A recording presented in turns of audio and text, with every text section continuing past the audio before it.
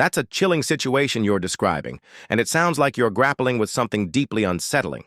Since you've inherited the house and are now experiencing nightmares alongside discovering a hidden door, here's a grounded approach to consider, blending practical steps with an acknowledgement of the eerie circumstances. Stay calm and assess safely. Before exploring the hidden door, prioritize your safety and mental well-being. The nightmares and sense of dread could be heightened by grief, stress, or even something environmental in the house, like mold or poor air quality in old basements, which can affect sleep and perception. Consider having the house inspected by a professional for structural integrity and environmental hazards. Document everything. Keep a journal of your nightmares, any strange occurrences, and what you find behind the door. This can help you process what's happening and provide clarity if you decide to investigate further or seek outside help. If you feel comfortable, take photos or videos of the door and its surroundings for reference. Research the house's history. Your grandfather's warning and the hidden door suggest there's a story tied to the house. Check local records, deeds, or historical archives for information about the property or your family's history. If you're comfortable, ask older relatives or neighbors if they know anything about the house's past. The curse might be a family legend, a psychological warning, or tied to a specific event. Approach the door cautiously. If you feel compelled to explore the basement, don't go alone. Bring a trusted friend or family member and ensure you have proper lighting, a charged phone, and protective gear, like a dust mask, as old basements can be hazardous. Check for signs of instability or danger before descending. If you hear or feel anything that suggests a presence calling your name, trust your instincts and leave immediately. Consider non-physical explanations. The feeling that something knows your name could stem from psychological factors, especially since you're dealing with grief and a mysterious family legacy. If the nightmares persist or you feel overwhelmed, talking to a therapist or counselor can help you process these experiences. Alternatively, if you're open to it, consulting someone familiar with spiritual or cultural practices, like a local historian or spiritual advisor, might provide insight into the curse narrative. Secure the door for now. If you're not ready to explore, secure the hidden door, lock it, reinforce it, or even board it up temporarily. This can give you peace of mind while you decide your next steps. If the nightmares or eerie feelings intensify, consider staying elsewhere temporarily to see if they subside. If you want to dig deeper into specific aspects, like how to research the house's history, ways to safely explore the basement, or even how to cope with the psychological weight of this, let me know. I can also check X or web sources for any relevant info on ancestral homes, hidden rooms, or local legends if you share more details, like the house's location or era. Alternatively, if you're leaning into the supernatural vibe and want to explore that angle, like what a curse might mean or how others have handled similar experiences, I can tailor my response that way. What do you want to do next, and how can I help? The air in the house felt heavier as I stood before the hidden door, its weathered wood barely visible behind the splintered bookshelf. My grandfather's warning echoed in my mind. "Never go down there, child. It's cursed." His voice, gravelly and urgent, had always carried a weight I couldn't ignore, even as a skeptical adult. But now, with the nightmares clawing at my sleep, whispers of my name in the dark, shadows moving just beyond my vision, I couldn't dismiss it as mere superstition. The door wasn't on any floor plan, not in the dusty blueprints I'd found in the attic. It was as if the house itself had been hiding it, waiting for me to inherit its secrets. I gripped the crowbar, my palms slick with sweat. The nightmares had grown worse since I moved in 3 weeks ago, each one pulling me closer to this moment. Last night's was the clearest yet. A figure, tall and impossibly thin, standing at the foot of my bed, its voice a low hiss saying, "You're home, Eliza." My name, spoken with a familiarity that made my skin crawl. I'd woken up gasping, the room freezing despite the summer heat. Grief, I told myself at first. Losing Grandpa was tearing me apart. But the door's discovery changed everything. It wasn't just in my head. I wedged the crowbar into the gap where the bookshelf met the wall. The wood groaned, reluctant, as if it didn't want to give way. With a final heave, the shelf lurched forward, revealing the door fully. It was old, older than the house itself, with strange carvings etched into its surface. Symbols I didn't recognize, like jagged spirals and sharp, angular lines. No handle, no lock, just a faint seam where it met the frame. My breath caught as I traced my fingers over the carvings. They felt warm, almost pulsing, and for a split second, I swore I heard my name again, faint and muffled, from the other side. I stepped back, heart pounding. This was insane. I should call someone. My cousin Mark, maybe. Or even a contractor to seal this thing up. But curiosity, or something stronger, tugged at me. Grandpa had known something. He'd lived in this house his whole life, just like his father and his father before him. Why warn me about the basement but never explain? And why hide the door so thoroughly? I checked my phone. No signal, which wasn't unusual in this creaky old place. The nearest neighbor was a mile away, and the town library, where I'd planned to dig into the house's history, was closed until morning. I was alone with this thing. I pressed my ear to the door. Silence at first, then a faint hum, like the drone of a distant machine. Or was it breathing? My hand hovered over the door, trembling. I didn't want to open it, not really, but the pull was undeniable, like the house itself was whispering, "Come see, come know." I pushed gently, expecting resistance, but the door swung inward with a soft creak, revealing a staircase descending into pitch black. A cold draft hit me, carrying a smell like damp earth and something sharper, metallic. My flashlight beam barely cut through the darkness, illuminating uneven stone steps that looked hand-carved, ancient. "Eliza." The whisper was unmistakable now, low and deliberate, coming from below. My blood ran cold. I slammed the door shut, my chest heaving, and stumbled back, knocking over a stack of Grandpa's old books. One fell open, revealing a yellowed page with his handwriting. "It waits for us. It always has. Don't let it take you." I froze, staring at the words. What was it? And why did it know my name? My heart hammered as I stared at the closed door, Grandpa's scrawled warning burning in my mind. "It waits for us. It always has. Don't let it take you." The book lay open at my feet, its pages brittle and stained, as if it had been hidden as deliberately as the door. I knelt, scanning the rest of the text. But it was fragmented. Half-sentences about binding and blood, a crude sketch of the same jagged spirals carved into the door. My flashlight flickered, casting long shadows across the room. The air felt thick, pressing against my skin, and that hum from the basement hadn't stopped. It was louder now, rhythmic, like a pulse. I wanted to run, to get in my car and drive to town, but the house seemed to hold me in place. The whisper, "Eliza," slithered through the door again, soft but insistent.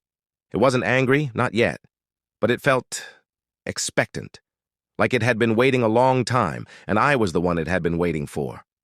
I clutched the crowbar tighter, my knuckles white. I wasn't ready to open the door again, but I couldn't ignore it either. Whatever was down there, Grandpa had known about it. He'd spent his life keeping it hidden, and now it was my problem.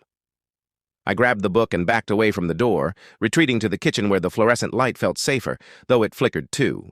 Spreading the book on the table, I tried to make sense of Grandpa's notes. Most were cryptic, written in a shaky hand, but one phrase stood out. "The pact was made in 1847. Our blood for its silence." Below it was a list of names.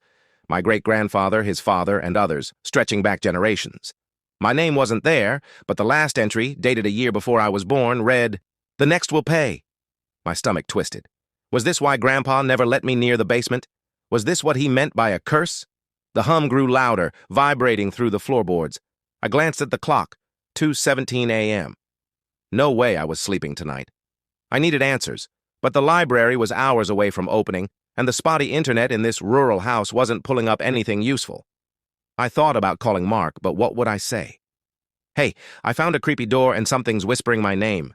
He'd think I was losing it. Maybe I was. Then I remembered the attic. Grandpa kept everything. Letters, photos, journals.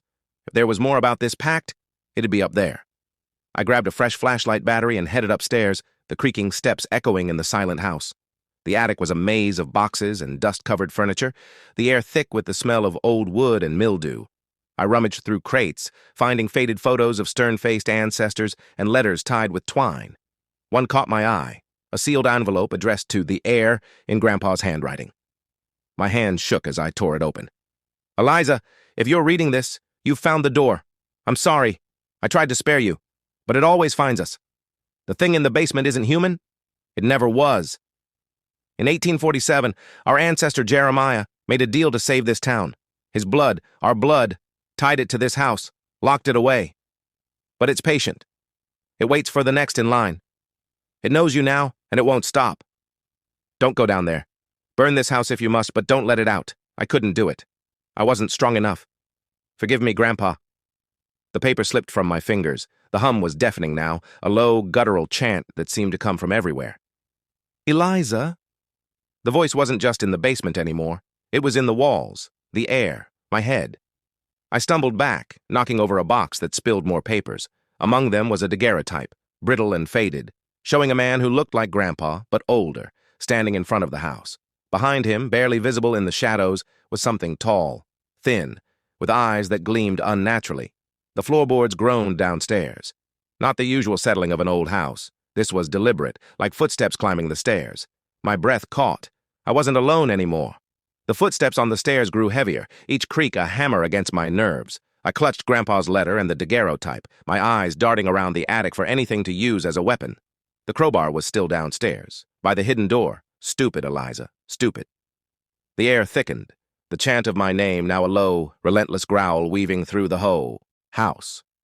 "Eliza, you're home." The attic trapdoor rattled, as if something was testing it. I had minutes, maybe seconds. Grandpa's words burned in my mind. "Burn this house if you must, but don't let it out." Whatever it was, this thing tied to our blood, this entity that had waited since 1847, it was done waiting.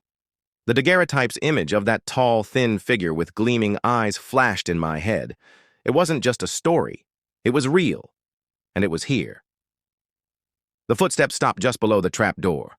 Silence, thick and suffocating, pressed in.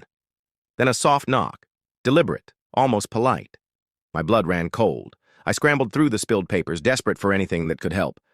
My fingers brushed a small, leather-bound journal, its cover etched with the same jagged spirals as the basement door. I flipped it open, heart pounding. It was Jeremiah's, my ancestor from 1847. His writing was frantic. The entity promised prosperity for the town, but it demanded a price. Our line, bound to it forever. Each generation, one must face it or it takes us all. Fire is its prison. Fire is our release. A smudged diagram showed a ritual circle, herbs, and a warning. Speak its name to bind it, but never let it speak yours. The trapdoor creaked open an inch. A long, bony finger, gray and claw-like, curled around the edge. My name hissed again. Louder, almost gleeful. It knew I was trapped. I grabbed a dusty oil lamp from a nearby crate, its reservoir still half full, and a box of matches tucked beside it. Fire. It was my only shot. I struck a match, the flame flaring bright, and held the journal tight. The diagram mentioned a name, Azalrath, scrawled in red ink, underlined with a warning, "Say it only when the circle is complete." The trapdoor flew open, and there it was. Tall, impossibly thin, its body a twisted mockery of human form, with eyes like burning coals. It filled the attic doorway, its presence choking the air. "Eliza," it rasped, its voice like nails on glass, "you cannot run." My mouth went dry, but I forced myself to move, splashing oil in a rough circle around me as the journal described. The thing tilted its head, amused, as if it knew every step I'd take. I lit another match, dropping it into the oil. Flames erupted, forming a shaky circle. The entity hissed, recoiling slightly, its eyes narrowing. I gripped the journal, my voice trembling but steady. "Azalrath," I said, loud and clear. The air shuddered. The thing froze, its form flickering like a bad signal. "Azalrath, I bind you!" I shouted, pouring every ounce of will into the words. The flames surged higher, and the entity screamed, a sound that clawed at my mind, threatening to unravel me. It lunged, but the fire held it back, its claws scraping the edge of the circle. "You're mine!" It snarled, but its voice was weaker now, fraying. I grabbed the lamp, smashing it at its feet. The oil caught, and the flames roared up, engulfing the entity. Its screams became a wail, then a gurgle, as its form dissolved into ash and smoke. The house groaned, as if exhaling, and the oppressive weight lifted. The hum stopped. Silence returned, heavy but clean. I stumbled downstairs, coughing through the smoke, and grabbed the crowbar. The hidden door was still there, but the carvings were gone, the wood now just wood. I didn't trust it. I doused the basement stairs with the last of the lamp oil, lit a final match, and watched the flames consume the doorway. The fire spread fast, too fast, but I didn't care. I ran outside as the old house roared into an inferno, the night sky glowing red. By dawn, the house was gone, a smoldering ruin. I stood in the yard clutching Jeremiah's journal, the only thing I'd saved. The nightmares never returned. But sometimes, in the quiet, I swear I hear a faint whisper. Not my name, not anymore, but something watching, waiting for another chance. I sold the land and never went back.